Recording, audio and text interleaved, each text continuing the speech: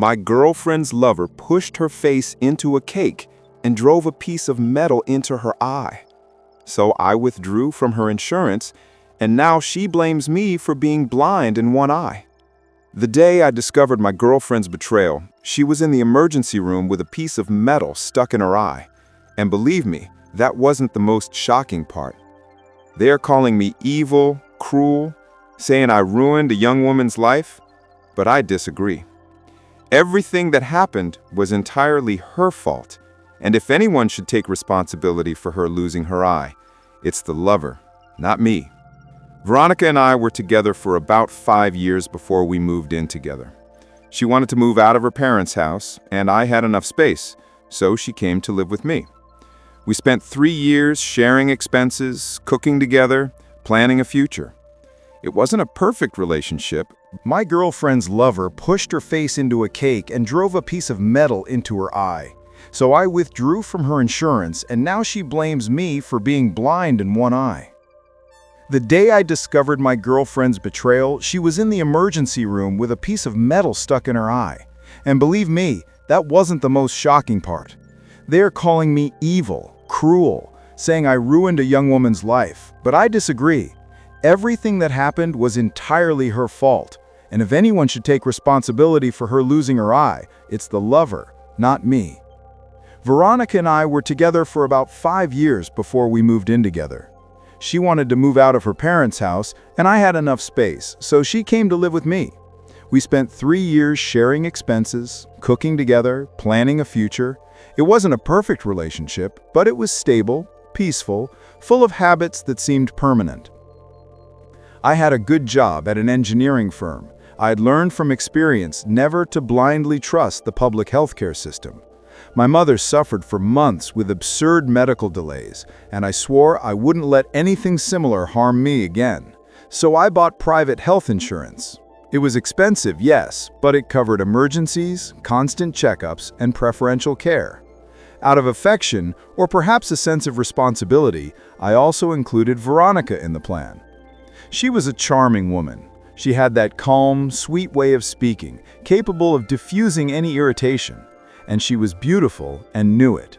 What she was most proud of were her clear blue eyes, the kind that seemed to change shade with the light.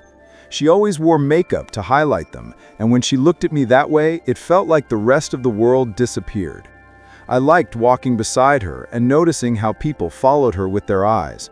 At those moments, she would hold my arm and smile, as if to remind the world that she was mine. I never suspected her. I wasn't jealous. Veronica always showed fidelity. At parties or gatherings, she stayed close to me.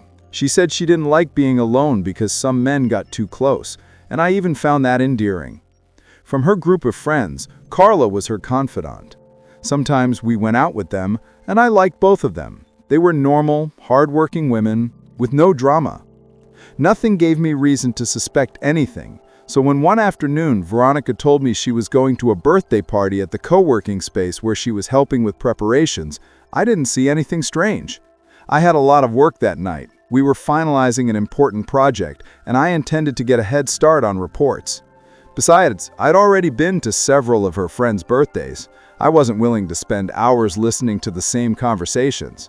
Veronica got dressed, put on perfume, gave me a kiss, and said she would be back late. After she left, I ordered something to eat and sat down in the office to work. Time passed without me noticing. I was focused, reviewing blueprints and calculations. When the phone rang, I thought it was her, saying she was on her way home, but when I looked at the screen, I saw Carla's name. I answered automatically. Her voice was trembling, almost cracking. She said there had been an accident, that Veronica was at the hospital. As soon as I heard that, the pencil dropped from my hand. I asked for the hospital name and rushed out. I drove without thinking, high beams on, my heart pounding in my chest. I arrived in less than 15 minutes. Carla was waiting for me at the reception, nervous. As soon as I saw her, I asked her to take me to Veronica. The emergency wing was empty, just hurried footsteps and the sound of monitors in the background. Carla didn't say anything, and I couldn't speak either. A doctor intercepted me, asked my name, and when I answered, he nodded. "She asked to see you," he said in a low voice. He let me in, but warned it would only be for a minute. I wasn't prepared for what I saw. Veronica was lying on a stretcher with a sheet covering her up to her chest. Her head was bandaged and a plastic support wrapped around part of her face. On the right side, between the bandage and the support, there was a thin piece of metal, like a twisted rod, sticking out near her eye. It wasn't large, but you only needed to look at it to feel a chill down your spine. The rest of her face was stained with dry blood, with small cuts on her forehead and cheek.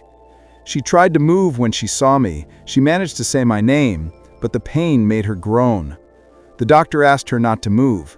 I moved closer, unsure if I should touch her. I took her cold left hand and could only say that everything would be all right, even though I didn't believe it myself. The doctor asked me to leave, that they needed to stabilize her. I obeyed, stunned. In the hallway, Carla waited, staring at the floor. Anger began to boil inside me. "What kind of hell happened?" I asked. She didn't answer. She took a step back. "Carla, tell me what they did to her. What happened at the party?" I repeated, raising my voice. She opened her mouth several times without making a sound. Her eyes were wide, her hands shaking. She tried to say that it had all been a mix-up, that she didn't understand how it had ended like this. She said she had already called Veronica's mother, who was on her way, but she wasn't answering what I really wanted to know. I moved closer. "Please speak. I need to know what happened. No one will blame you if it was an accident," I assured her. But in reality, what I felt was a cold fire of contained fury. Finally, she broke down. She said she was celebrating. Everything was fine. They were laughing, dancing. When she got to the part about the cake, she paused for a long time, as if gathering the courage to continue. "Veronica wanted to play a joke," she said. I stopped, waiting for her to be clearer. "She wanted to push me into the cake as a prank, but I dodged without thinking. She tripped and fell face first." I asked her to be more specific. Carla took a deep breath, looking towards the emergency room door. "The cake had metal reinforcements inside to hold the figures on top. They were made of wire. When Veronica fell, one of them went into her eye," she finished, covering her face with her hands. I stood still for a few seconds, processing what I'd just heard. I couldn't believe it. It felt like all the air had disappeared from the hallway. Then rage hit me hard. And who's the idiot who buys a cake like that? What kind of baker puts metal inside a cake? I shouted. Carla took a step back. "It was an accident, I swear. No one wanted this to happen," she sobbed. But something didn't make sense. "How exactly did she fall?" I said. "No one drives a piece of metal into their eye just by tripping over. You pushed her, you made her fall, and now you want to clear your guilt." She shook her head nonstop, crying uncontrollably. I was no longer reasoning. Taken by fear and anger, I lost my cool. I grabbed her by the shoulders and forced her to look at me. "If Veronica loses her eye, I will sue you," I spoke with a trembling voice. She started crying even harder, saying she was sorry, that she didn't know exactly how everything had happened. Completely beside myself, I kept pressing, demanding details. But when she said through tears that she never imagined a friend's birthday would end that way, my whole body froze. "What do you mean, a friend's birthday?" I asked slowly. "Wasn't it your birthday?" Carla stared at me. Her face shifted from fear to evident guilt. I clearly saw the lie begin to crumble in her expression. I didn't mean that. I'm confused." It was then that I started paying attention to the details. If they were supposedly celebrating Carla's birthday, why wasn't anyone else at the hospital? No friends waiting in reception, no one asking about Veronica, no one crying, nothing. Just Carla, alone and completely clean. Her clothes were impeccable. Not a stain of cake, not a drop of blood, not even signs that she had rushed out of a chaotic party. She wasn't even wearing makeup. She looked like someone who had quietly been at home and suddenly decided to show up there. "Carla," I said, staring directly at her, "tell me when your birthday is." She hesitated, and that hesitation was all I needed. I didn't wait for an answer. I squeezed her arms harder. "Tell me now when your damn birthday is." The answer was slow, but when it finally came out, everything collapsed. Her birthday was still almost 2 months away. I felt a knot in my stomach, as if someone was twisting it from the inside. My blood boiled. I grabbed her arms again, this time not with blind fury, but with desperation. I want you to tell me exactly what happened, and if you lie, you will regret it. She simply broke down. She said she actually didn't know all the details because she was at home when she received a call from Veronica asking her to go to the hospital and say they had spent the day celebrating Carla's birthday together. She was told to repeat this if anyone asked, especially me. None of that made sense. You're telling me that Veronica, with a piece of metal stuck in her eye, called you to ask you to lie? Who brought her to the hospital then? Carla, enough lies, I ordered. Finally, she started telling the truth. She said Veronica had been seeing another guy for some time, someone named Martin, and that Veronica drove one of the supports into her eye. She started screaming, bleeding. Martin didn't know what to do and took her to the hospital. I let myself fall into one of the chairs in the hallway. I felt empty, breathless. I didn't understand what the hell was going on. I lowered my head and then noticed Veronica's purse and jacket next to me. Without thinking, I opened the purse and took out a phone. I knew the unlock pattern because we never had secrets. I never thought it would be necessary to hide anything. I turned on the phone and started searching. It didn't take even 2 minutes for me to find a chat with Martin. The last messages were from her, saying she was already on her way to his apartment. I scrolled up months of conversation. I found everything. Veronica was never shy, but she was also never one to send intimate photos. We never saw the need for it. But with him, with Martin, there were photos, dozens. Some taken in my own apartment, in my shower, naked in my bed, even a selfie with her naked while I was sleeping in the background. There were videos too, some clearly recorded in Martin's apartment, others more explicit in places I recognized instantly. That hurt not just because of the betrayal, but because of the planning, the constancy, the shamelessness. I kept reading the messages. I saw how they planned the meetings, how she invented excuses to go see him, how she asked for time off work, how she lied to my face while he said he missed her. I saw photos of her with what seemed to be his family, all smiling, as if they were a happy and official couple. I couldn't take it anymore. I felt something break inside me. I stood up, still holding the phone. I sent myself screenshots of everything, every image, every text.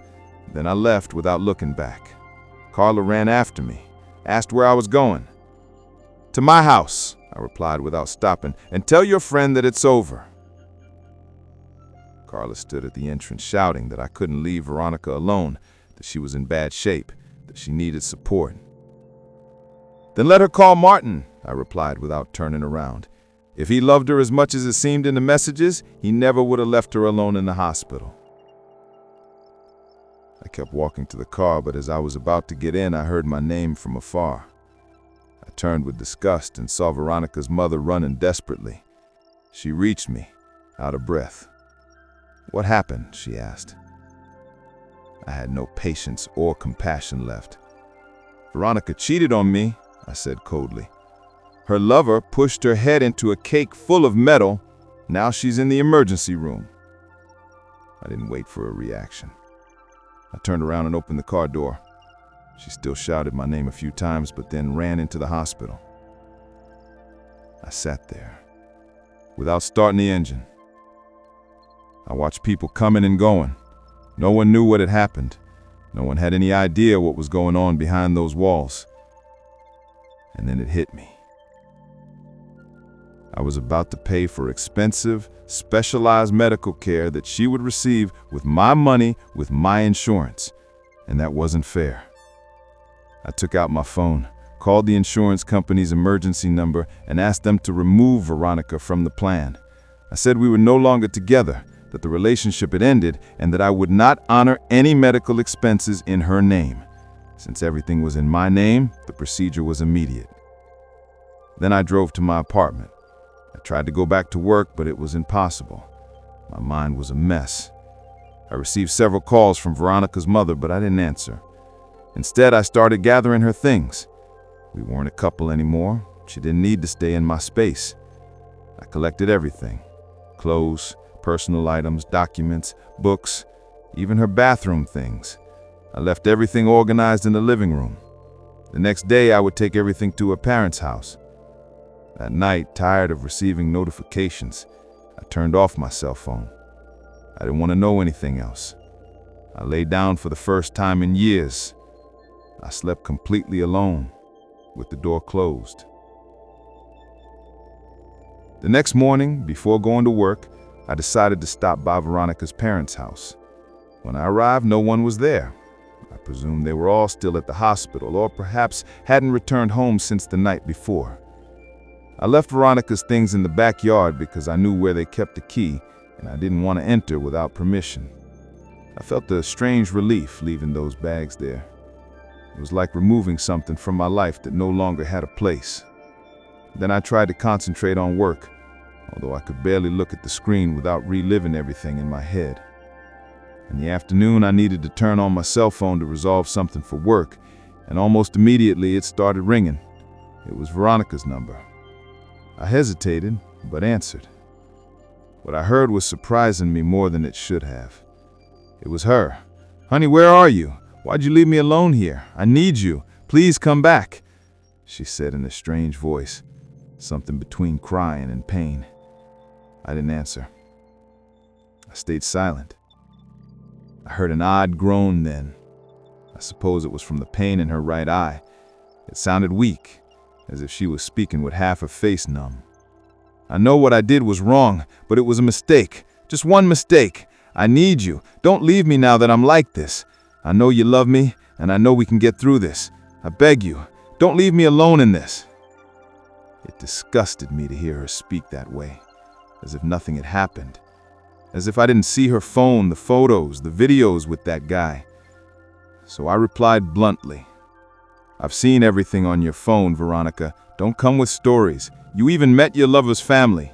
Forget about me. Call him." She made that strange noise again, a mix of pain and crying. In the background, I heard a sigh of impatience. It sounded like the phone was on speakerphone. "You have no idea how much I regret it. He meant nothing. It was just a mistake. I beg you, come to the hospital. Tonight they're going to operate on me, and I'm scared. They said I might lose my eye, but there are still chances. Please, I need you here." None of that touched me. To me, it was already too late. "What you need," I replied, "is to see if you have insurance that covers your surgery, because you can't count on me." And I hung up. Not a minute passed, and she called again, but I didn't answer. I didn't want to hear her. I didn't want to give explanations. I didn't want her to try to manipulate me. I put the phone on silent and continued what I was doing, although I couldn't concentrate.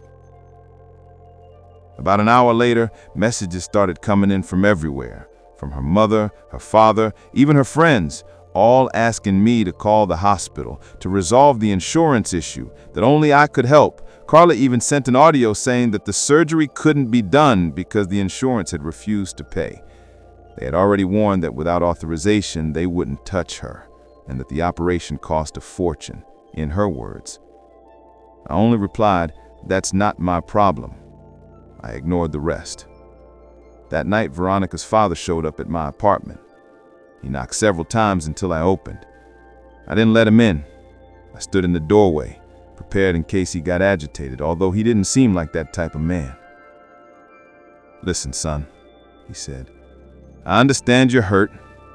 I understand you feel betrayed, and I assure you I don't justify what my daughter did, but she needs this operation. She could lose her eye if she doesn't do it now.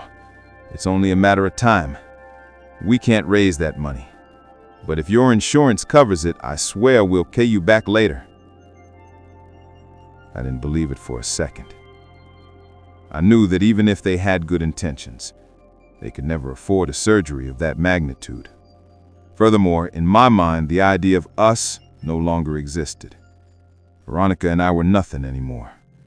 "Veronica and I have no relation anymore," I replied, before I even felt sorry for what happened to her, but now I don't intend to take on debts or problems that aren't mine.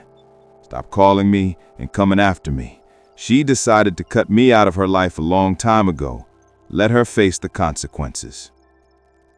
His face changed. Not in anger, but in resignation. He just nodded, took a step back, and left without saying anything else. Days later, it was Carla herself who told me what happened. I don't know if it was guilt or if she thought I wanted to know, but she would send me messages from time to time, always to report some new disaster about the chaos everything had turned into.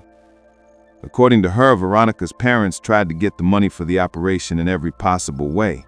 Family, loans, quick sales, even improvised raffles. Nothing worked. The amount was too high, and the hospital refused to operate on her without guaranteed payment. The famous Martin didn't show up anywhere. No one knew exactly where he lived, and even those who tried to write him never received a response. It was as if he had evaporated. No visits, no calls, nothing. As if he never existed. And this, according to Carla, sunk Veronica even more. In the end, the necessary surgery to save and reconstruct the eye could not be performed. The damage was too severe, and there was no more time. To prevent worse infections and future complications, they had to completely remove her right eye. When Carla told me, I felt nothing. Neither satisfaction nor sadness, just a strange emptiness, as if I was reading a news story about someone I never met. But it didn't end there. Since there was no money for a custom-made Reddit comment of the day. In the end, he became the villain because he didn't want to finance the consequences of his ex's prank with the ghost lover. Funny, when she wanted to cheat, she didn't need her boyfriend's insurance, but when it went wrong, he became the monster of the story. Well, every choice has a price. Hers was higher than she imagined. He just refused to pay the bill.